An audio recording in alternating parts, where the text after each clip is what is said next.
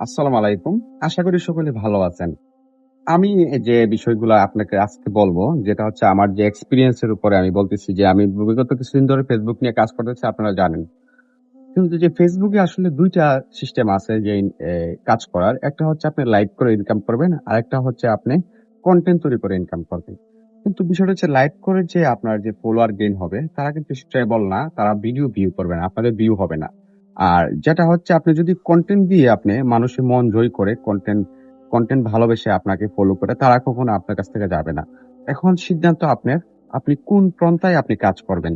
আরেকটা বিষয় হচ্ছে লাইভ করে আপনি কখনো ফিউচারে ভালো কিছু করতে পারবেন না, যে ভালো কনটেন্ট ক্রিয়েটর হিসেবে আপনি পরিচয় দিতে পারবেন না। কেন? আপনাকে বলি, লাইভ কোনো কনটেন্ট হতে পারে না। এটা জাস্ট আপনার ইনকামের একটা মাধ্যম হতে পারে।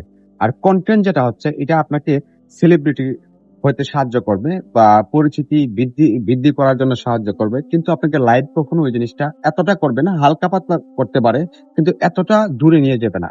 এজন্য কন্টিনিউ কাজ দেন। ইনশাআল্লাহ ভালো কিছু করতে পারবেন। ধন্যবাদ। ভালো থাকবেন।